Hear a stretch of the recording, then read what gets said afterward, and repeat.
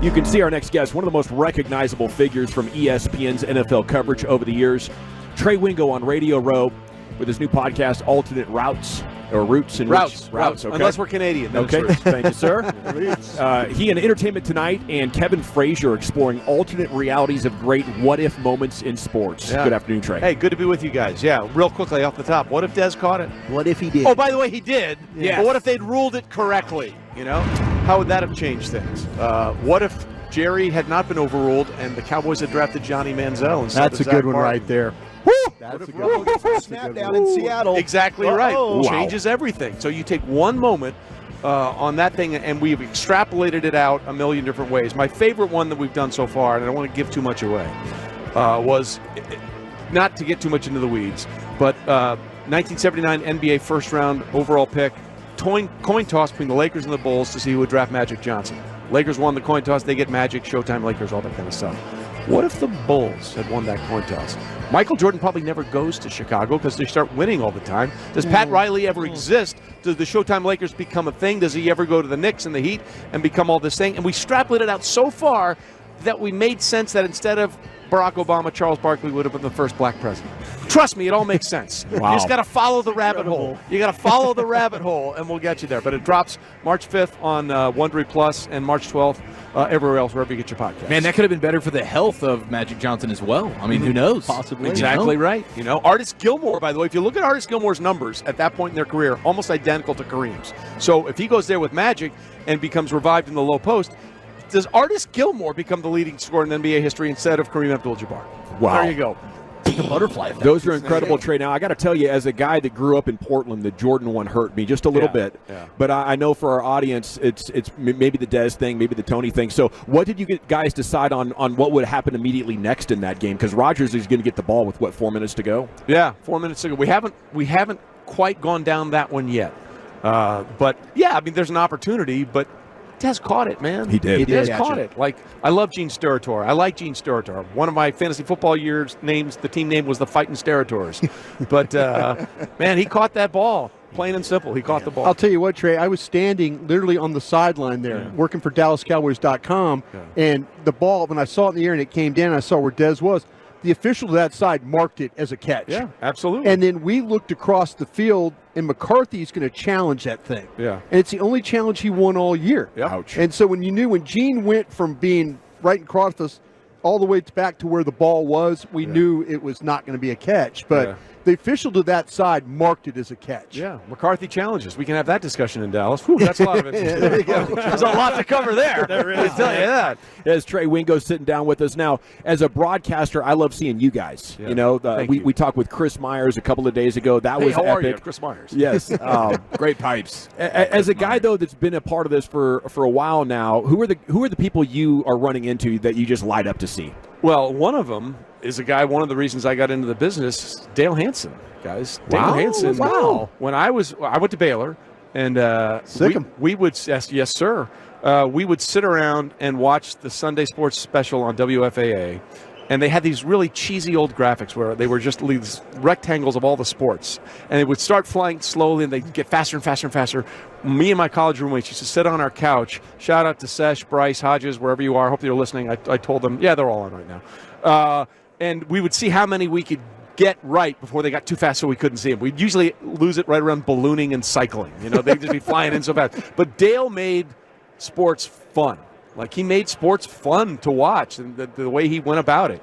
There was a guy I grew up with in New York City named Warner Wolf, who I enjoyed. And obviously, Bob Costas was one of my legendary idols that I enjoyed watching. I got to know him working in St. Louis. But Dale was one of the guys that made me want to do this because it looked like he was having more fun than anybody. Yeah, he did have a great time and a great run. What took you to Baylor out of Greenwich, though? Well, first of all, say it right. It's Greenwich. Greenwich, my bad. Greenwich. I'm from Oregon. Yeah. My whole family's from Texas. My mom's from Texarkana. My dad's from San Antonio. I have relatives all over the Dallas-Fort Worth area. My aunt lived in Marshall. So we had relatives. Everybody in my family went to Baylor. So I was trying to be the one that didn't go, and I ended up going there anyway. It's like the old Godfather. Just when I think I'm out, they suck me back in.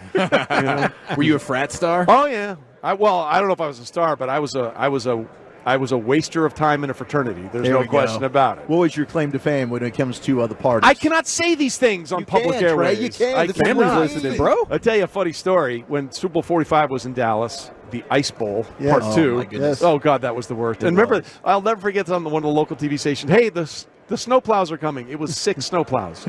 You got 7,000 square miles in the DFW area. Snowplows. That'll fix it. That'll fix it.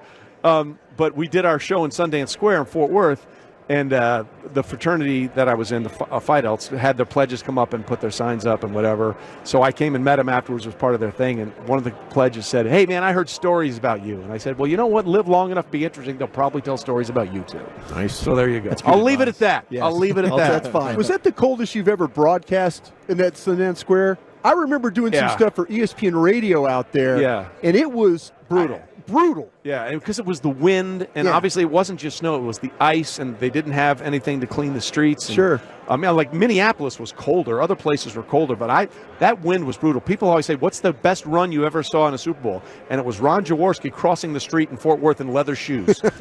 He's just shuffling across like this, trying to get across the street, because that wind was coming down that tunnel, and there was nothing to stop it, man. So speaking of things you might not want to talk about on the radio here, Yeah. are you a Vegas guy? Yeah, a little bit, yeah. You ever have any crazy Vegas times? Yeah, I've had a few. Yeah, no question. What happens in Vegas absolutely goes over all the internet. So sure, It sure does, doesn't it? yeah, that was the biggest lie of all. What happens in Vegas stays in Vegas. You bet. Sure. So what are you thinking about this matchup, Trey? Well, historically, I'm a believer in celebrating historical excellence, and that's what we're seeing in Patrick Mahomes. I mean, there's a million different ways to do this. The best way I can sum it up, and you guys are all baseball guys? Yeah. Sure, No, of course. Okay. Rangers Rangers champs. Yeah, absolutely. Congratulations, Thank by the you. way. Thank Never you. thought I'd see that happen. Me either. me The neither. Strangers Yes. are the champions of the Salute to Chris baseball Young, world. Bruce Bochy. Yeah, here's another one. What if David Freese doesn't park that one in Game 6? Oh, You yeah. guys had it. You guys had it. That's a great 2011. Twice. So in his career, Derek Jeter for the Yankees played in 158 postseason games, which is an insane thing, right? He basically played a full regular season in the postseason. And he hit 308, 20 home runs, 61 RBIs, scored 111 runs. In other words, he had an MVP-type career in the postseason against, not third starters, fourth starters, not hacks. Your top 2 starters for the most of the time. Patrick Mahomes has now played in 17 postseason games, a full season like Jeter. In those 17 games, the Chiefs are 14-3. He's accounted for 45 total touchdowns, 8 giveaways, 67% completion, and a passer rating that's 15 points higher in the postseason than it is in the regular season. Dear Lord. He's doing in the playoffs, in football, what Derek Jeter did in the playoffs in baseball. It's remarkable. And yes, the 49ers are favored. So were the Bills. So were the Ravens. So were the 49ers the last time they played. I mean, it might have been a pick-on. I think it might have been 1 point by the time the game kicked off. Why would you bet against that guy at this point? Why would you do it? Like, can the 49ers win? Absolutely. I've seen it from that guy. I've got the receipts, And here's the other one, and this is going to hurt some Cowboy fans. This is the 4th coaching rematch in Super Bowl history. Chuck Noll, Tom Landry, Tom Coughlin, Bill Belichick, Jimmy Johnson, Marv Levy. So it's 50% good news for the Cowboys. In each one of those previous scenarios, the coach that won the first matchup wins the second one. There's no player or person that has more pressure on them than Kyle Shanahan. Right. After, Super Bowl 51 as the offensive coordinator, you're up 16 points with 8 minutes to play, 3rd and 1, 7-step drop. Why? Run the ball. Then against the Chiefs, they're up by 10 with 8 minutes to play. They lose by 11, which is ridiculous. And in that game, the Chiefs scored to make it 20-17. Niners get the ball back. On first down, they rip off a run for 7 yards. Then they throw it on 2nd and 3rd down. What are you doing? No time off the clock. Chiefs get the ball back. Damian Williams goes in and scores. Then they get the turnover, and they ice it with a touchdown with 37 seconds to play or whatever it was. So Kyle Shanahan has got to figure out a way to manage this game better than he has as an offensive coordinator and a head coach in his previous Super Bowl experience. No doubt he can design some plays, but that's a great point. If you're looking at the top coaches in the NFL right now, who would you want? Is it Reed? Yeah. Look, right now, Andy, and here's something to consider. I don't know how much longer Andy's going to do this. Like, I think there's a scenario, alternate route. If they win, maybe he says, I'm good. Well, who's available? Bill Who Belichick? could be available to coach a really good quarterback And a great defense. Bingo. And a great defense. Yeah. And the Chiefs' defense is arguably better than the 49ers right now. And I know that'll drive people crazy. Look at the way they played. Yeah, it's true. Okay? They shut down Miami to 7 points, highest scoring team in football. Buffalo couldn't do anything in the second half. They had the MVP in Lamar Jackson, and they scored 10 points. Okay? The 49ers have been gashed in their 2 playoff games on the ground by Aaron Jones and David Montgomery and Jahmyr Gibbs. And the Chiefs can run the ball with Isaiah Pacheco and those interior 3. Even if Tooney doesn't play at right guard, Allegretti filled in, or left guard, because Trey Smith is the right guard. They can run the ball. They can run the ball. And I would argue that the Ravens front 7 is more dominant than the Niners front 7. I think that's fair. Yeah. And look, you say you don't want to upset Cowboy fans. I think we're upset enough with what's going on. What are your thoughts on the situation in Dallas? I don't believe Jerry Jones when he says it's all about Super Bowls, because his rationale, and Mike McCarthy is fine. If you want to win 12 games a year, which they've done 3 years in a row, first time since the glory days of the 90s. But if that's the goal, then stay with Mike McCarthy. But that's not the goal. That's not what you said. You said the goal is to get back to win a Super Bowl. Well, we've seen how this is working. That playoff game was an epic disaster from start to finish. They had won 16 home games, longest streak in the NFL, second longest in Cowboys franchise history. They had scored more points per game at home this season than any other team. They had more yards per game at home than any other team. They had the best turnover differential than any other team. They pooped the bed. Yeah. They did. And if this is what you want, you have the structure in place to do it. But you told me that's not what you want. You said you want to get back to those Super Bowls.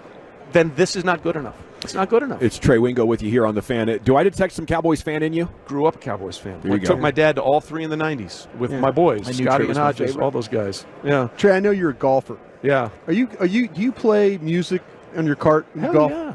Absolutely. Do you? Yeah. Are people offended by that at this table? No, not at all. No. What are you jamming? Those people can get right the hell out. Yeah. But who you play your music? But who? Give me your foursome, your ideal foursome in all of Trey Wingo golf. Would love to play with 3 other guys or gals. Yeah. Well, okay.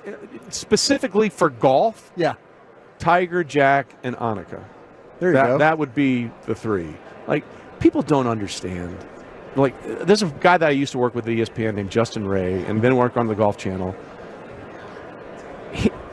He knows more about golf than anybody alive, and he chronicles all this stuff that Tiger did. People don't understand how dominant Tiger Woods was. Like, he does this thing every year on Tiger's birthday on his Twitter feed. It's never X. It's Twitter. Okay, it's just Twitter. Yeah, it's never X. You're right. He goes through and all the numbers. I have them somewhere on my phone. I don't know how much time if I can call them up, but like the numbers and the dominance for Tiger over those time frames are insane. They're insane. He's the most dominant athlete I've ever seen in any sport, in a sport that cannot be dominated. Like Scotty Scheffler, Dallas kid, is number 1. I think the number is to catch Tiger, he'd have to be number 1 for like 6 years or something. It's an absolute insane number. So he's by far and away the greatest thing I've ever seen. And obviously Jack has more majors, and I find Annika very interesting. I met her when I was working in St. Louis when she was winning the LPG event there. So that would be the first 3 that come to mind. Dude, we have a Dave Raymond doppelganger in front of us right now. Are you guys realizing this? Little Valley bit. Sports? I see it some now. Wingo Raymond. Google's Dave Raymond. He's our TV voice for the Texas A Rangers. taller Gotcha. Stanford man. canner. world champion. He doesn't have the silver fox thing going quite like you Well. yet, Trey. I mean, you are a level up there, but Well, I can see a brother situation. The way I look at it, gray or gone, I'll take gray. Maybe distant cousin. No, you're wearing it well. I Yeah. just want to say, I know if you enjoyed the Vegas, don't find yourself, this is a pro tip, don't find yourself in front of one of these fresh hot pizza vending machines at like 2 in the morning. That okay? would be the ending to what would be a horrible evening. It's bad. Those are the guys you see at the Oxygen Bar the next morning, right? That's my guy, the Wooly Bully right there. Standing O, baby! Standing O! Let's go! No, but if Would you not recommend. If you want to try the crappiest pizza in the world, though, then maybe it is for you. Well, they say you won't know how bad it is until you try it. There you go. So there you go. I had a buddy of mine at ESPN said, I don't know how good I can be until I know how bad I've been. So There it is. Thank that you, guy Trey. was a legend, by the way. So are you. As sir. are you, yeah. You. Trey Wingo, the Alternate Routes podcast. Check it out. This will be a lot of fun to listen to. Thank you, sir, for your time. You got it. Drops March 5th. There he goes. Trey Wingo here with you Sports. on your home of the Cowboys, 105.3 The Fan. That's right.